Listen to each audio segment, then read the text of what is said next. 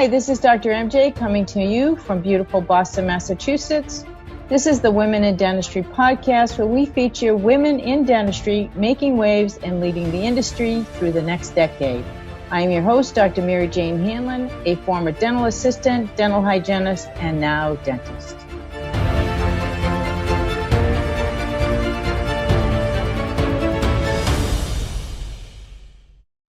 I'm very pleased to introduce you today Dr. Sharon Parsons. Dr. Parsons graduated from the Ohio State University College of Dentistry in 1981. She currently owns a group practice in Columbus, Ohio. She's been active in all levels of organized dentistry and is a past president of the Ohio Dental Association. She's a member of many professional organizations, including the Pierre Fauchard Academy, the International College of Dentists, the American College of Dentists, the Academy of Operative Dentistry, the International Team for Implantology, and the Association of Women Dentists. She was the recipient of the Lucy Hobbs Humanitarian Award and Icons of Dentistry Award. Dr. Parsons raised two sons, Sean and Michael Herman. Her youngest son, Michael, practices with her. Her oldest son, Sean, died of an opioid overdose in 2015. This has led her to educate others about opioid prescribing and addiction. She has presented to numerous groups in Ohio at the American Association of Pediatric Dentists in Chicago in 2019 and SmileCon in 2023.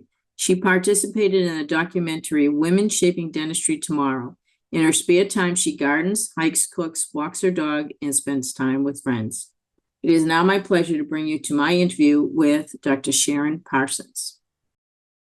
Sharon, I am so excited to have you on the show today. I have heard a lot about you from our friend Vanessa Emerson, and I have been expecting to have some good conversations, especially since we share a journey in the opioid crisis together. So I'm looking forward to you talking a little bit about that today.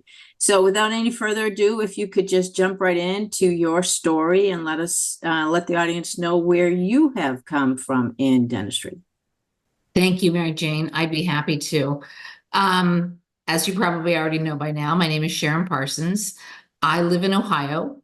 I practice in Columbus, but I grew up in a smaller town. So for those of you who can't see me, my hair is gray. I'm embracing the gray. So I grew up in the 50s, 60s, went to high school, graduated in 75. I had braces, and while I was at my orthodontist, he asked me a question: would you like to be a dentist?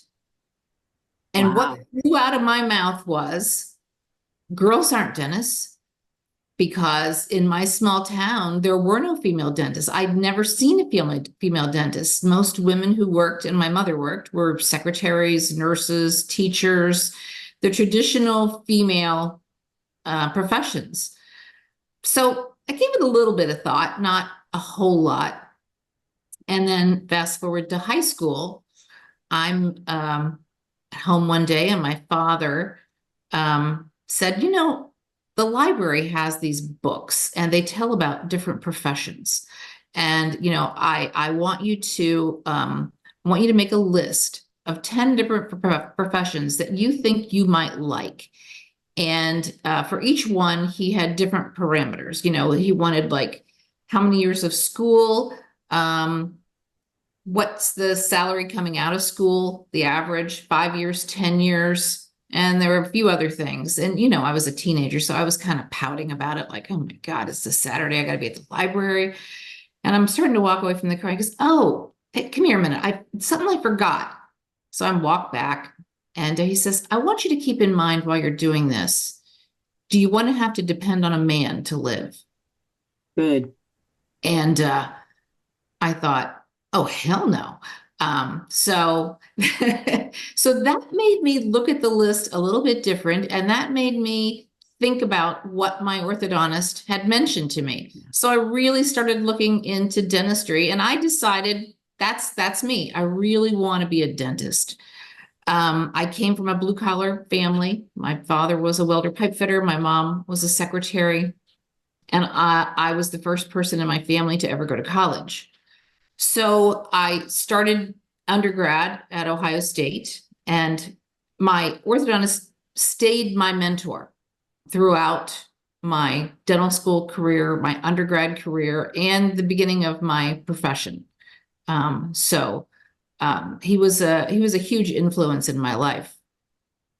So I'm an undergrad, and my orthodontist said to me, Ohio State has a dental school, and there is a program there where you can get in dental school after 3 years of undergrad if you've completed everything for a bachelor's degree except for 15 hours of your major, if that 15 hours is covered in dental school.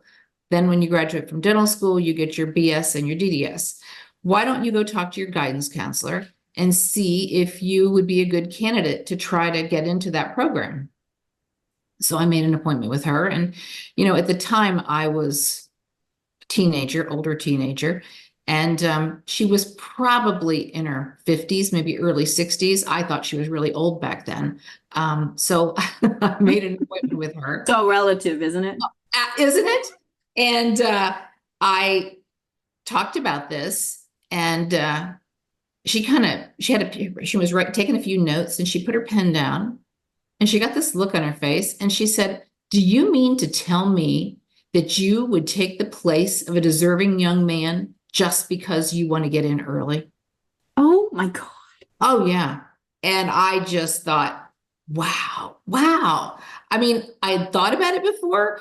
And you don't know me very well, Mary Jane, but once you get to know me, you would know that that is what's going to flip that switch, and I'm going to do it come hell or high water. So my orthodontist called me to see, how did your meeting go with your guidance counselor? And I told him about this, and he was shocked. And he said, "Well, what if you weren't Sharon Parsons? What if you were meek and mild and you listened to her and that was going to guide what you did? That's absolutely ridiculous. And she is doing a disservice to all the women." Mm-hmm. So the next thing I know, in my dorm room, I get a call from the dean of undergraduate studies. Little did I know that he and my orthodontist were good friends, and he wanted to know the story. So I shared it with him, and a couple of weeks later, I heard through the grapevine that she decided to take early retirement. So I think in my mind, I did all the women in my generation a favor, because that was terrible advice. So I did pursue getting into dentistry, into dental school a year early. But I thought, okay, my parents are paying for undergrad, and I know they can't afford to pay for dental school. So if I get accepted, I'm going to need to have money. I'm going to need to get a student loan. I got to pay for this by myself. So I started doing some homework and going to banks and trying to get financing in order so that if I was accepted, I was ready. So I went to our hometown bank that my parents had banked at, and, I had typed up a piece of, on a piece of paper, all the questions, all the points I wanted to make. And I was, very organized. And I went in and saw the vice president of the bank to lay out my plan. And what I was asking for was a government guaranteed student loan, not anything out of the ordinary or special. So about halfway through my laying this out to him, he kind of gets a look on his face, and he leans across the table and he pats me on the hand and he goes, "Oh, honey, that sounds really nice, but I think you're a little girl with a big dream. We won't be investing in you." And I knew it was because I was a woman.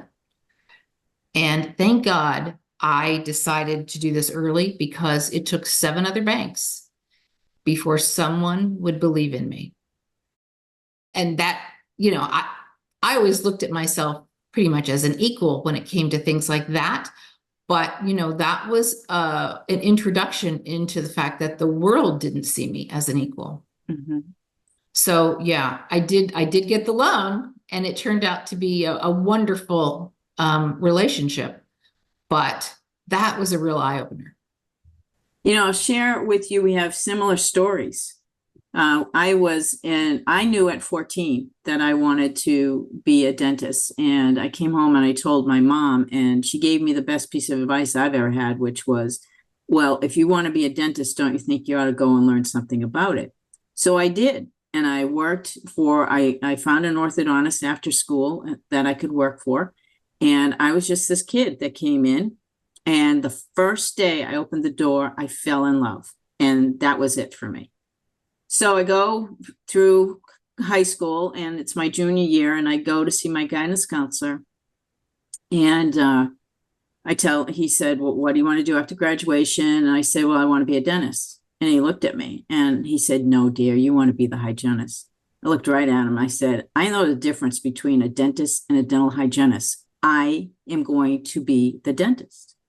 Right. He looked down at his papers. He looked back at me and he said, right to my face, you are not smart enough. Well, don't tell me I can't do something, because I'm going to prove you wrong. And every single day in my life, I thank that man for telling me I wasn't smart enough, because it has fueled me my entire life. Yeah. So for those in the audience that are listening, this is what we dealt with back in the 70s, because you graduated just a year earlier than I did from high school. And this is what we had to deal with. It was a male-dominated world for everything. And you couldn't be that girl that wanted to do something. But my father and your father obviously were ahead of their time, because my father insisted that we all go to college. Number one, because his mother lost her husband, my grandfather, at a very young age. I think she was 28 or 29, and she had 4 kids. And so she had to go back and learn how to be a hairdresser, just so that she could support the family. And until she could support the family, my dad was out of school as a postman who took his father's job so that he could have money to support the family. And I think in my father's mind, it was, you have to go to college because I don't want you guys to be dependent on a man to survive. And great advice, because I've been divorced, and it's I can do this on my own. It's not that I want to, but I can. And I think that's a really great option for women to have. Oh, I couldn't agree more. I'm divorced as well. And to think that maybe I wouldn't have had that option and would have needed to live an unhappy life, that's a big deal. Sure is. Sure is. So, yeah. So catch us up to where you are today, and go through school and where are you today? Like, what was your experience in dental school? Because I didn't go until I was almost 40, but I'd like to hear your experience in dental school. I was young, so I got in early. So I back then, at least at Ohio State, there not a written rule, but they had a quota system. So 10% female, 10% Black, 10% Jewish. Wow. Yeah. It's too coincidental that every class had the same makeup. So we had a class of 210 at that point in time. They thought, I graduated in 81. They thought that there weren't enough dentists. They needed more dentists. So they had ramped up dental school, and dental school was 3 years. You had all the same classes, same number of, we were on quarters, but you didn't have any quarters off. There was no time off. So we did it in 3 calendar years. So it was tough. And some of my instructors treated me probably too nice. They were too easy on women. I think they just didn't know what to do with us. Yeah. And some were too rough on us. They thought that women shouldn't be in dentistry, and they would give you a bad grade or a C, regardless of the quality of work that you did. I was thrown down, jumped on, had an instructor try to kiss me. Ogled in a stairway, not going to let me pass. There was a lot of harassment that way. But so in the beginning, it was tough. A lot of my classmates didn't really, they weren't real sure. So they just tended to ignore me. Someone would ask a question. We were at a lab bench, and I had just asked the instructor that same question. So I went to answer, and then they would just talk to each other like I had never spoken. So I went home a lot of days in tears, not letting them know. But, I thought, okay, you've got to find a way to make this work. So I thought, how am I going to do this? I mean, I grew up around guys, and I really had never had a problem before. So, I found this kind of puzzling. So I thought about it, and I went back in, And we were in the lab, and I told the raunchiest, dirty joke that I'd ever heard in my life. And that seemed to work. Very good. That kind of started the ice melting. And, by the time I graduated, I was one of them. Yeah. Now, what you didn't want to do was be very sensual in the way that you dressed. I kind of caught myself maybe wearing things a little too big, or made sure that I, didn't look sexy, or, maybe I uglied up a little bit. I don't know. I don't know that I thought about it, but I know the reactions that I got when I dressed like I might normally dress. So I just went the other way, just to try to fit in and make my life easier. Yeah. But I did graduate, and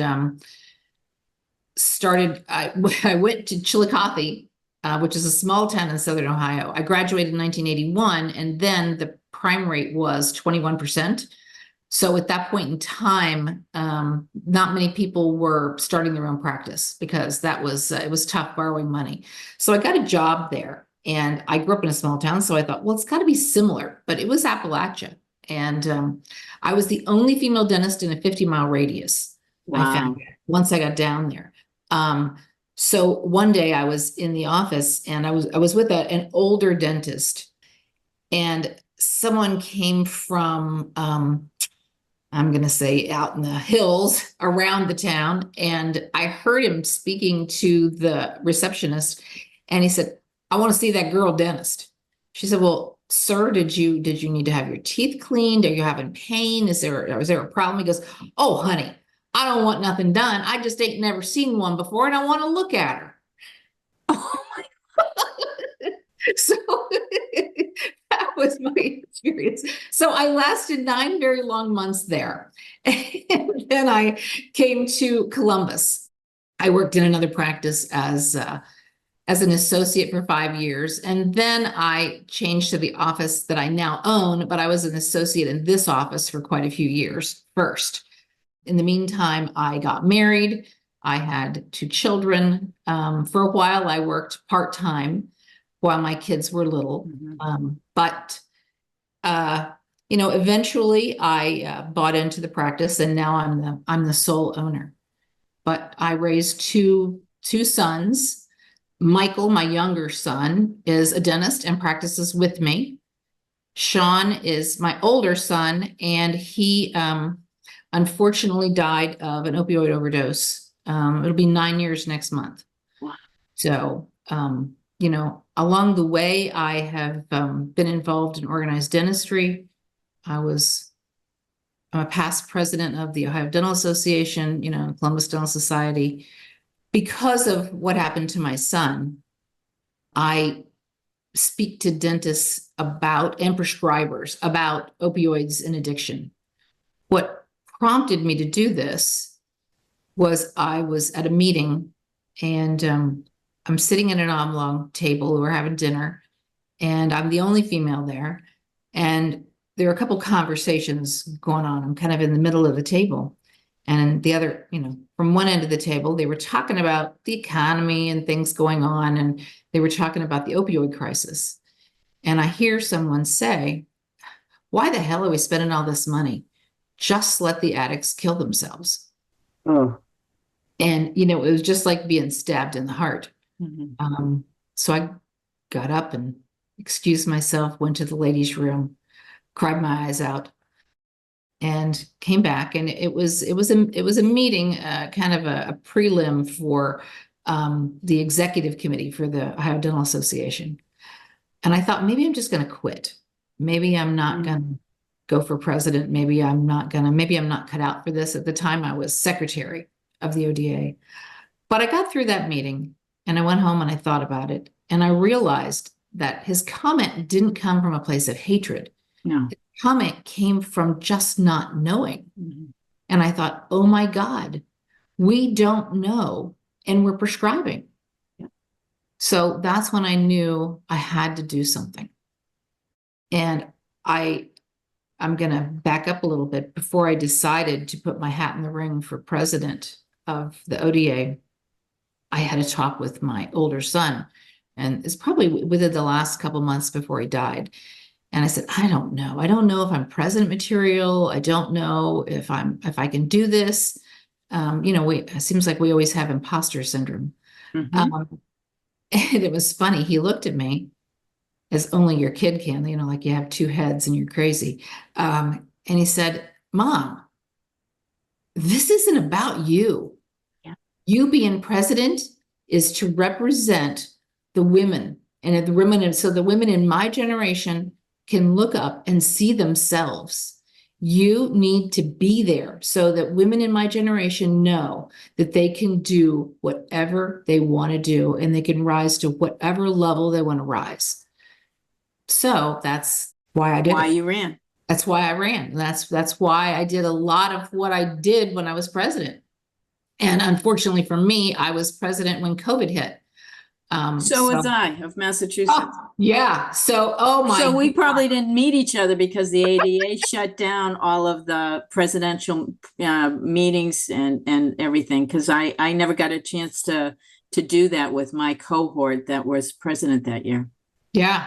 So it was crazy. Yeah. But it's funny because a lot of the people we've only had, was only the third female president of the Ohio Dental Association.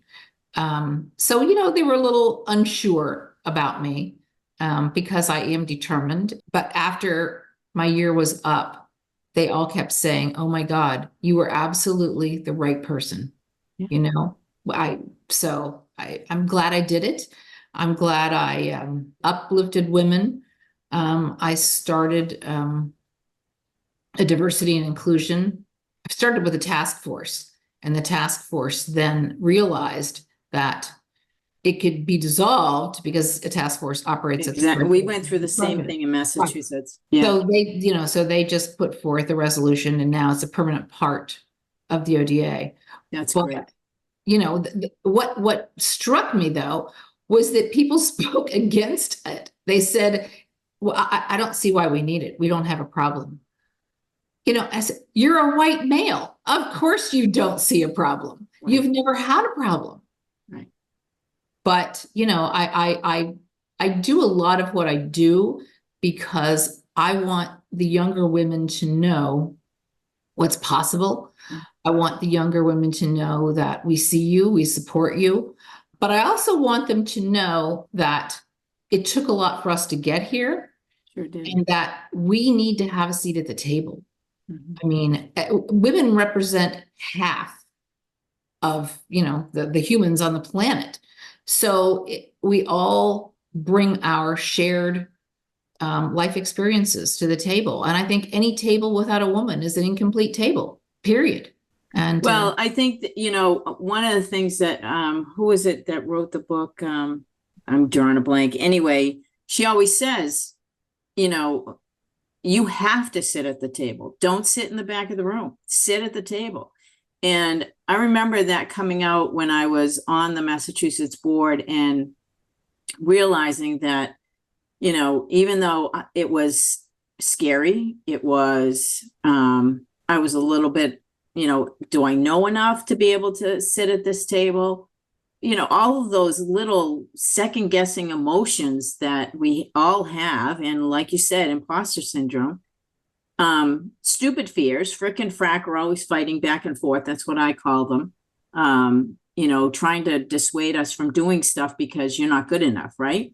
I mean, that's the big thing, that we hear in our brains all the time. You're not good enough. And we are good enough. And just as we are. And so, yeah, you have to learn along the way. And there are certain processes and procedures you have to follow, but everybody has to learn those, right?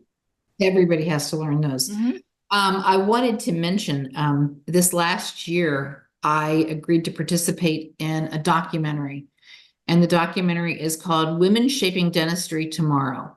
That's It awesome. was put together by Joanna Scott and the people at Studio 88.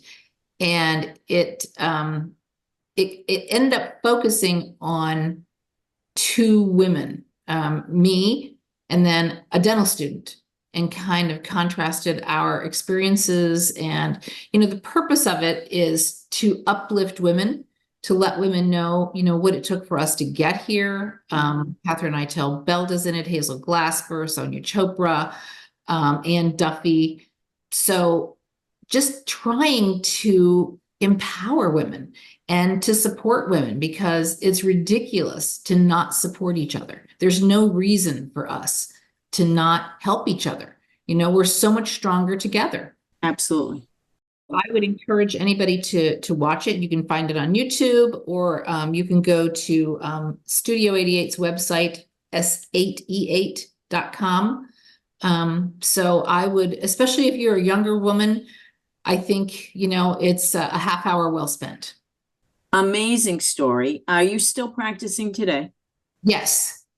I practice 3 days a week at the present time. And I practice with my son and with one other younger associate. Oh, that's great. So your son went to dental school. Yeah, my younger son is a dentist and he practices with me. That's exciting. So at least you have someone to pass it on to. Yes. I only had one child, and my daughter at 14 said, "Mom, there's no way I'm doing this." So there's no way. So I never had her in my practice, but she did work there as a young girl, and everybody loved her and would come in and say hi, but it was just not for her. She's got a really strong business mind. So I was kind of sad and disappointed, but who knows, maybe one of my grandchildren will love it. That's right. You never knew. But Yeah, you never know. I love my profession and I'm still passionate about it. And I still try to do things to help and to empower women still. I'm still involved in the Dental Association. So I'll be in charge of our annual session, which is, like our state's version of SmileCon in 2026. So. Oh, congratulations. That's a big deal. That's a big deal. Well, that's an unbelievable story. So thank you for sharing that. And you are lecturing on the opioid issue in dentistry? Yes. I gave a 2.5-hour course at SmileCon last year. I'm giving a 2-hour course this year at the ODA annual session. I spoke at the AAPD in Chicago shortly before COVID hit. And I've done a lot of podcasts and just spoken to smaller groups. So, what I focus on is addiction, the addiction part. I always start every session with a photo of my son, and I want them to know who he was as a person. And so that, we know that it could happen to anyone, because right now there's a big stigma attached, and we need to get rid of the stigma for people to really talk about it. Sure. So I try to give people a why.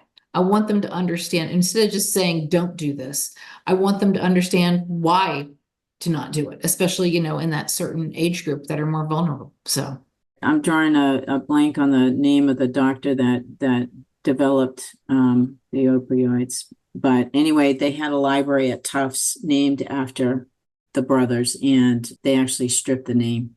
Is it Sackler? Sackler. Yep. That's it. Yeah. Yep. Sackler Library. And they actually stripped the name. So it's no longer the Sackler Library, which is pretty big thing for Tufts to do, because, it was a large donation that came in, but, with the thought of it being dirty money, basically is what it comes down to. They stripped the name, and it was a big deal when it happened. Right. But rightly so. I do believe rightly so. It was the right thing to do. So yes, my state was one of the states that sued Purdue Pharma and a few other of the pharmaceutical companies, the states that were hardest hit by the opioid crisis. So I now serve on a board called One Ohio that oversees the money that the state got from the drug companies, trying to make sure that it is spent to try to help those who were the most affected. So great program. That's awesome. I think I shared before we started recording the podcast that I did spend the last 2 years in Knoxville, Tennessee, right in the middle of the Blue Ridge Mountains. And one of the things that I've been in dentistry over 50 years, since I was a little girl, and I have never seen broken down teeth like this, and it is a huge crisis still there. They are struggling with dentists being up in the remote areas of the state. They're struggling with getting care. I used to see patients pretty much. I purchased some practices to support the new dental school in the area. We were sending students out for their first rotation in their first year. And so they'd come to the practice. And so primarily this one practice was a Medicaid practice. And patients were driving 4 and 5 hours away just to get an appointment. And, it was amazing how much they had to give up and how willing they were just to have care done, because there's just such a shortage there. Yeah, there is a shortage. In my state, we just got the Medicaid reimbursement rate Increased, hopefully. huge to a huge amount, and it's making a big difference. And our dental society, or the ODA, pushed so that the dental board passed legislation that we now we increase the amount that we have to pay for our license, so that that extra money goes into a fund that helps support young dentists that go to areas of need. Brilliant idea. Brilliant. Right. So, every dentist has to, it's just, it's tacked on to your license fee. So we're trying to get, people in those areas Right. that are underserved, especially in those remote areas where there is no one. When I was dean of clinics at Tufts, I would tell students all the time, go where you're needed, not where you want to be. You can always come to you can live in downtown Boston. Just don't work here. Go where you're needed, and you'll pay off your student loans that much faster. Absolutely. But, when you're young, you don't listen to the old people around you. You want to have fun, right? So you get a job close by and you're not making enough money and you're complaining about not being able to pay your student loans. Okay, well, stop complaining. Go get a job where you're needed. Well, right. And the areas where it's really needed, patients are so appreciative. They are. They are. I think your quality of life, your professional life, is higher when you are appreciated. Absolutely. Absolutely. So tell us one thing that people would be surprised to know about you. I've had a motorcycle license since I was 16. Wow. I don't have one now. I mean, I think it's too dangerous out there. But yeah, my father was, automobiles were his passion. And so he didn't have a son.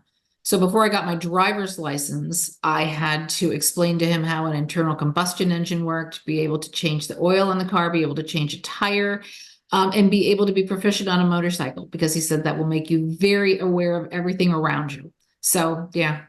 Oh my gosh. I got to tell you, I love your dad already. And I've never met him, but I love his character because he forced you to do things that you may not have been comfortable with, but man, oh man, aren't they wonderful to have that capability now? Yes, they've made a huge difference in my life. I didn't appreciate it at the time. But it's made me, I didn't know how tough I was going to need to be. Yeah. And it really prepared me for that. And I'm probably one of the strongest women you'll ever meet. So do you think your dad contributed to your confidence as you were younger? Like it appears that you're very confident, very self-aware, today. So walk us through, what it was like when you were younger, and have you always been confident, or has it been a journey? Well, my dad he was pretty tough on me growing up. But I think part of it was just that I was born that way. I mean, I've always had a stubborn streak, and my mom always liked to tell the story of when I was little, and she said you were potty trained kind of early, and you were 2.5, in those little cotton, training pants. And she said, you did something and your dad was getting on you about it and you didn't like it. And she said, you stood there and you you looked up at him and kind of squinted and you put your hands on your hips and you spread your legs apart and you peed all over the floor as you looked him in the eye.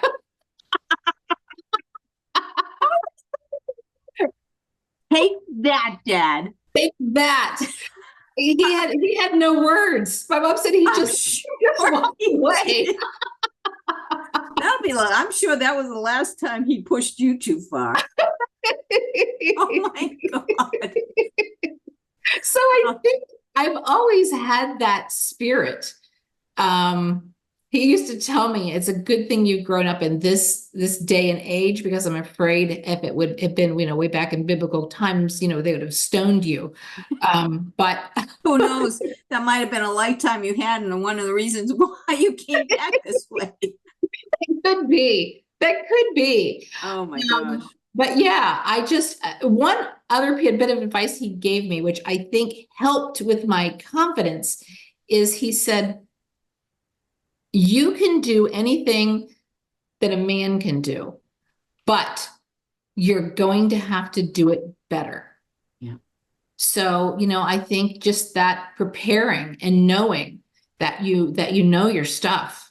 And, he just always said, even though you feel like you don't belong or you're not good enough, is before you walk in a room or in a meeting, to yourself, you have to say, I'm one of the best ones in here and I'm going to be just fine. You have to just tell yourself that before you walk in. And, I think that helps project that, that confidence. Absolutely. Absolutely. And Great then that's how advice. people treat you accordingly. The way you hold yourself and present yourself reflects how people then treat you. Mhm. If you just stay back and you don't do anything and you don't participate and, you just are afraid to do something for fear that you're going to do it wrong, well, then you're going to be overlooked. Right. Right. And you won't have any opportunities coming your way. Right. Because you're not taking the ones that are presented to you. Absolutely. I think, positive attracts positive. That's right. So I hope, all the young women watching this, if they don't pick up anything else, I hope, they pick this up, because this is how you project yourself. Yeah. Mindset is everything. If you don't have a positive lookout constantly on everything, that negativity is always going to draw more negativity to you. Absolutely. The day that my son died, and I haven't told you the whole story. So I was awakened at about 4:00 in the morning by a knock on my door, and it was the police telling me that my son had died. He was in the process of getting clean. He had found a job. He was going to move back in with me, and he went back for one last night in a toxic relationship with his girlfriend. And, begged him not to, but he did it anyway. So, got this knock on the door, and I waited to call my mom. I didn't want to wake her up at 4 a.m. with this. So I waited until about, 6 to call her, let her know what had happened. She came over to be with me. And 2 hours after she got here, she collapsed in my kitchen and died that same morning. And I had the thought, I know patients who have lost children, who have gone through a terrible loss, and they seem to fall in one of two categories. They either drop into the abyss or they seem to move forward with purpose. And I knew at that moment I had to move forward, and I had to find a purpose, and I had to make something good come of this horrible tragedy. And that's how I have conducted myself. It was, my thinking was very intentional. Oh my gosh, I don't know how you recover from something like that. God bless you, because that just took my breath away. Well, yeah, Michael had just started his first semester of dental school at Detroit Mercy. I have a practice, I have employees. So it was, I just decided, you know what? I can't do anything to help the dead. I need to help the living. I need to get Michael back to school within a week so that he doesn't have to focus on any of this. And, I'm just going to have to power through and find a way to do it. So, yeah. That does take a lot of strength. That does take, oh my gosh. I am so sorry for your loss. I know it's been a little while, but still, that's a challenge. That is a challenge. Wow. All right. Who in dentistry inspires you? I had an instructor in dental school, and he was my favorite instructor. Not because he was easy and he was tough, but he was fair. Yep. And I I love fair. probably learned more from him than I did from anyone else. And he always conducted himself in a respectful manner. He had amazing hands, and I decided that's the kind of dentist I want to be. He always talked about, you need to stay up with what's new. You need to follow the science. You can't just follow a fad. You have to have proof. And amazingly, he is still among the living. Wow. And he lives here in town. And I have gotten together with him and a few other of my classmates almost every year for the last 10 years. Isn't that nice? Yeah. So yeah, I would say that's how I decided, what I wanted to be. And how you want it to be. And how I wanted to be. And it's funny. Somebody asked him one time, one of the students who had, like golden hands and, Dr. Chandler, who would you let work on you here? And he thought, they was going to say him. And actually, there was probably a group of 20 of us standing around. And surprisingly enough, he said, Sharon. And they kind of looked like, I was not, the top student. I wasn't bad. I wasn't the top student. And he said, she's not the top among you, but she's the most honest among you. And I know that she would find a way to make sure that what she did was the right thing. Wow. That's pretty impressive. You reminded me of my favorite professor at dental school, Dr. DeFalco, and he's no longer with us anymore, but still to this day, just thinking of that man and how much he inspired me to be a great dentist, sharing with me different instruments he would use, MJ, when you do aesthetics, you got to use this one and you got to use this one. And these burrs make it shiny when you finish. And just all these little things that I found very strange that none of the other faculty members would share. I remember a day when I had to take 12 impressions on one patient, and all it was a tiny little air bubble. And when I realized you could just add a little bit of impression material to fill that air bubble, I was, sorry, ladies, bullshit. Like, seriously, you're going to make this poor patient suffer through 12 impressions because you want to make a point? Oh, I was bullshit.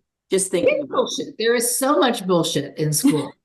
Yeah, don't get me started on the education process. I truly believe that colleges and universities are going to be very different in 10 years if they're still around. I think that people are really moving in the direction away from a liberal arts education and moving towards more concentrated education in a specific field that they love. And why do I need to go to 4 years of college when I could probably learn it if I apply myself in a year? And dentistry has not changed either in its educational model. And I think that there's a lot to be said for that. And I do know that we have rules and regulations through CODA that need to be followed, but somebody's got to wake up because, there's a lot of different ways we can teach students today that is more efficient, more effective. I've always said, why aren't we sending our students where they are needed instead of making patients come to us? And, I tried to get the school to put clinics up in upstate New Hampshire, upstate Maine, upstate Vermont. Do you know Vermont only has 114 dentists in the whole state? You're kidding. Nope. Now in Ohio, in dental school, they do now what's called the Ohio Project. Mm-hmm. So they have different FQHCs, a couple clinics that they work with all over the state, and they're all in areas of need. Good. And each student spends weeks, getting a lot of their requirements done at these different remote locations, trying to, serve the public. Do you know Dean Trotman? Yes. Good friend of mine. Okay. I worked with her well at Tufts, and she's an amazing woman, just an Yeah. amazing woman. We just last year at annual session we sat together and we're both on the in the House of Delegates and we in different organizations. So Excellent. Excellent. Well, next time you see her, please give her my hello. I will. Have you ever had an aha moment where you realized, oh my gosh, I'm doing exactly what I should be doing? Yes.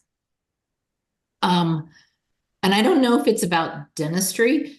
Like I said, I stumbled into speaking just because I felt a need. And then, then someone asked me to talk about women. And that's another thing that I'm very passionate about is women in dentistry. And I've discovered that, I'm kind of good at this. And, that I think that I'm changing some minds. And maybe one of the first times I saw that I knew I was doing the right thing was an event that the ADA had where they have people come from all over the country and meet and they go talk to legislators. Oh yeah. Yep. And they have some, talk about what they're going to talk about, make sure everybody's on the same page. When I went to that one year, the president of the ADA was from Ohio.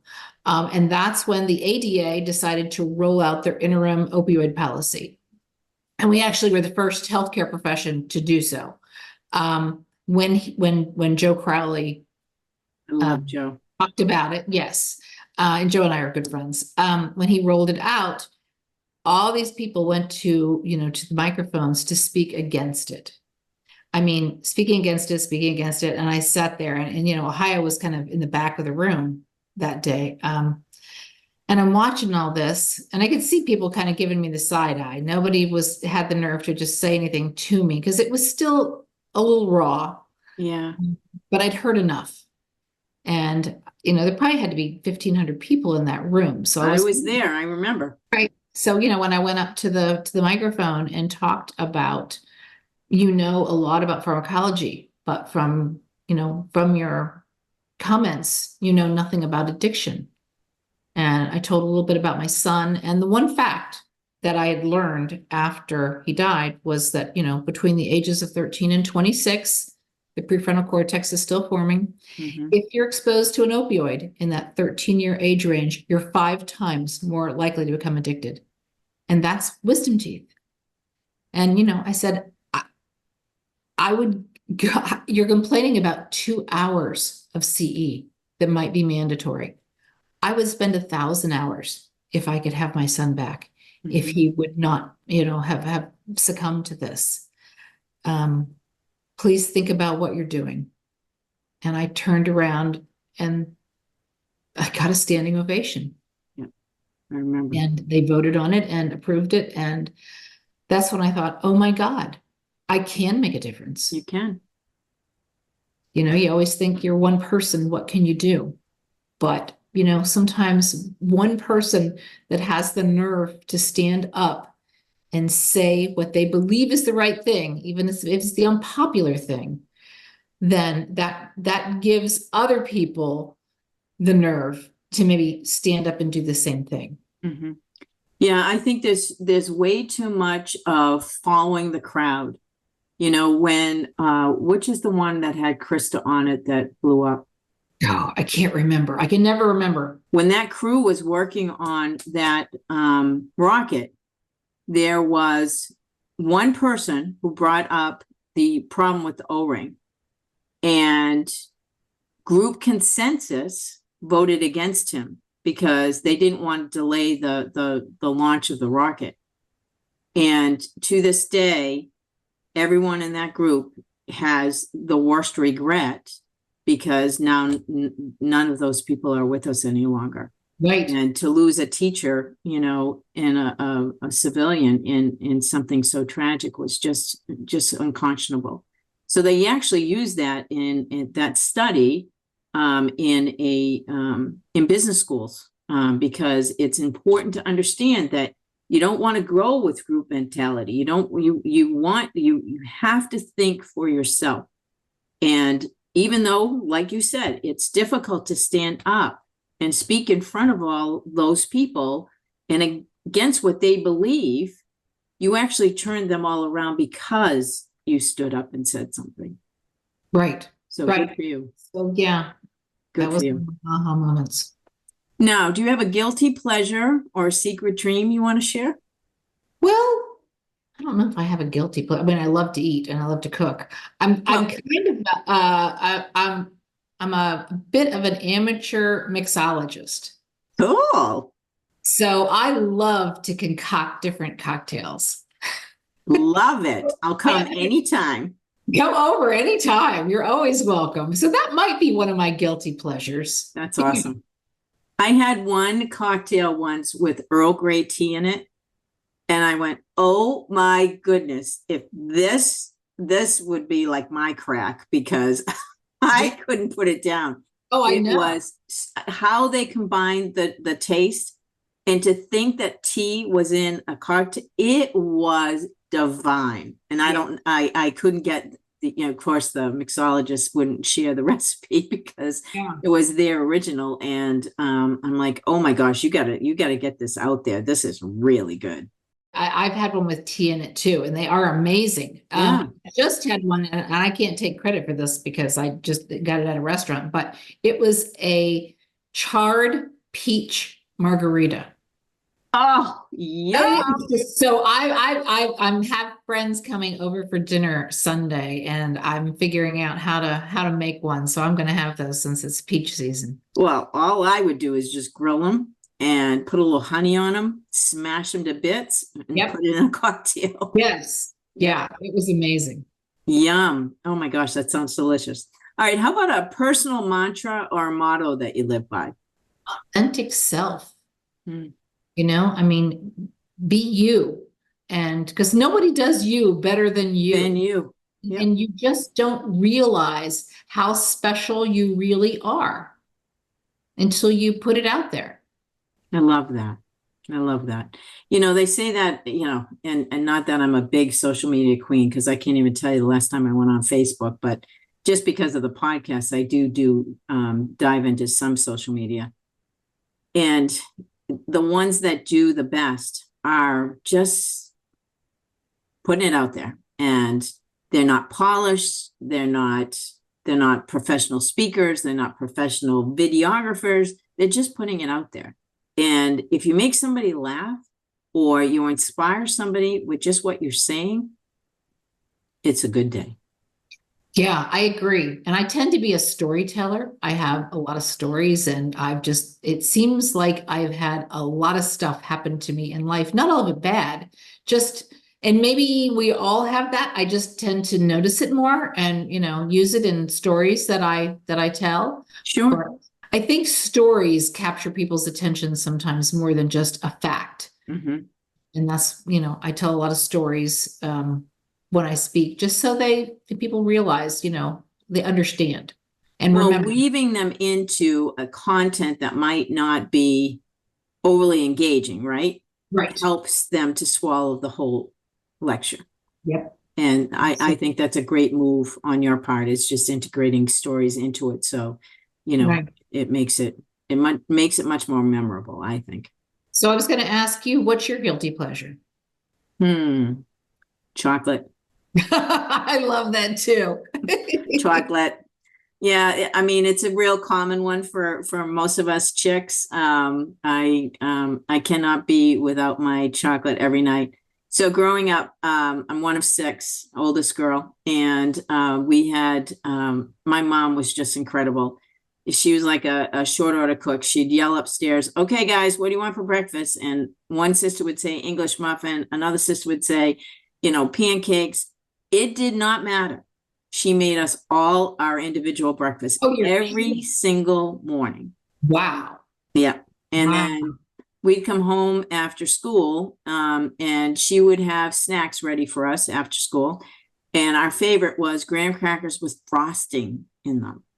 So she'd make up a batch of frosting, just whip it up, and she'd put frosting on our graham crackers. I'm My like, grandma used to do that. really? So Yeah. talk about sweet teeth. Oh my gosh. So I actually have a huge sweet tooth. I am very good about not eating sugar anymore. I just eat no sugar added things, but I do have a big sweet tooth, and every night I have to have something, a little teeny tiny, just a Yeah. little something. I know.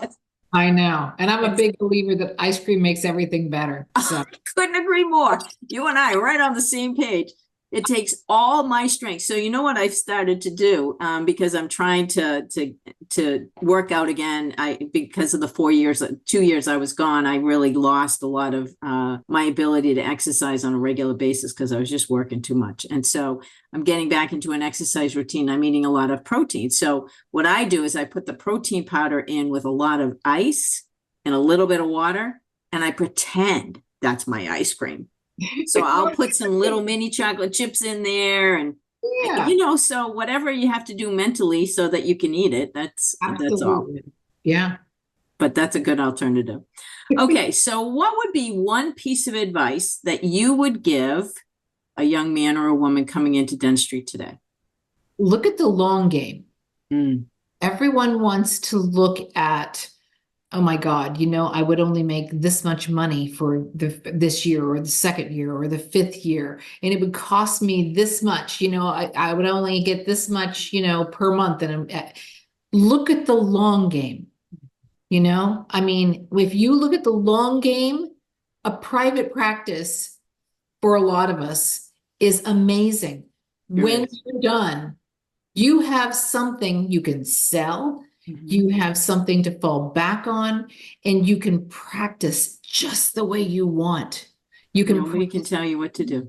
dentistry you want to practice, because I never have wanted to have anybody telling me what to do, because of course I wouldn't want to do it. So Yeah, that would be it. Think about the long game. that's awesome. Great piece of advice. Now, reflecting back on your 12-year-old self, Oh what boy. advice would you give her? I'm going to give her the advice that actually the minister at my church gave me, because I was a late bloomer and, I had acne, and he told me, Sharon, don't get discouraged. Someday your outsides are going to be just as beautiful as your inside. That's a good one. Wow. Yeah. So that minister was someone you spoke to on a regular basis? Yeah. I would say I'm not a real religious person, but at that point in time, we did go to church. It was a small town that we lived in probably from the time I was 5 or 6, but my parents didn't grow up in that town. But at that point in time, in some churches, unless your family, had like legacy in that church, somehow you just weren't quite as good as everybody else. And a lot of times organized religion makes me crazy. There's God, which to me is spirit, and then there's man, which is organized religion. And that's what I have the problem with. And I wasn't always treated nicely. And, I wasn't, like I said, I was a smart kid, but, I had zits, and, I was a little gawky, and sometimes people were not real nice at 12 years old, and he noticed that, and he just kind of took me under his wing and said, just hang in there. You're gonna rise above them all. So you just And hang. you did. And you So yeah, and I got years later, I'd moved away, but my mom still lived in that town. And we went to Easter services. I just as guess my mom, we both dropped out of the church years ago, but we went to an Easter service, and didn't recognize the minister that was speaking, but we went, and we were sitting toward the back. And when service was over, there was this voice right in my ear that said, "Didn't I tell you how beautiful you were going to be?" And it was this retired minister who had come for this. And that was my, oh my God, I could have forgotten everything else, but that meant everything to me. Of course. Yeah. Oh my gosh, how wonderful. What an impact he made on a life, right? And we never know. I mean, as a teacher, as a speaker, we never know the people that we impact. But I've had students come back to me and say, Dr. Hanlon, remember when you did da da da da da? And I'll look at them and I'll say, no, sorry, I don't remember. And they'll say, oh my gosh, you have no idea the difference you made in my life. And because of you, I'm practicing wherever. And because of you, and it just makes your heart happy, right? That it meant nothing to you at the time because you weren't expecting anything from it, but it meant everything to that person. And just like he did that for you, God, what a gem. Yes. I was very fortunate that I had that experience. Unbelievable. Okay. So I would like to know your definition of success. Okay. It's a little different than some other people's. My definition of success is feeling really good at the end of the day about what you've done. Obviously, you want to be able to pay your bills. You can't just live and mooch off other people. You have to make enough money to live. But I think people are so hell-bent on making a ton of money that they're not happy. They get burned out early. I feel good when I think I've done really good work that day. I mean, not a day goes by that a patient doesn't hug me. And it just, for me, that's everything. Having a staff that's productive and happy and patients that are happy, and me to feel good about what I've done. That's success. Well, I don't even have to ask you the second half of the question, which is, do you feel successful? Because I can already tell you do. Yes, I do. Yeah. Oh my gosh. This has been an amazing interview. Thank you so much, Sharon, for being here. You have shared some really, really good tidbits and an amazing story. And again, so sorry for your loss. I know it's still a long time ago, but what a shocker to lose both. And you hear those stories. My parents died 11 weeks apart to the day. Wow. My dad couldn't live without my mom. And so I thought that was, at the time, that was a little bit tough. But at the same morning, oh my goodness. Just can't imagine. Yeah. So we'll have to, I'm sure we've been in the same place at the same time. We have. We'll have to intentionally do that sometime. I would enjoy. I agree. So if somebody wants to hire you for speaking, and I don't know if you have done any speaking at Yankee Dental, but I might be able to help you with that. Where can they find you? I'm gonna give an email address. Okay. Which is skpdds@gmail. Excellent. Also, if they wanted me to speak about opioids, I do have a nonprofit called A Voice for Sean, SCAN, avoiceforshawn.org. And I always check that. So that's another way. Excellent. Well, thank you so much for being with me today. And I appreciate you giving up your time and sharing such great content. Really do appreciate it. Thank you. You're welcome. I enjoyed it immensely. Excellent. Thank you so much for listening to the Women in Dentistry podcast with Dr. MJ Hanlon. If you like our show and want to know more about us, check out our website, thewomenindentistry.com, or please leave us a review on iTunes. Join us for our next episode as we bring you another amazing woman leading the way for the next generation.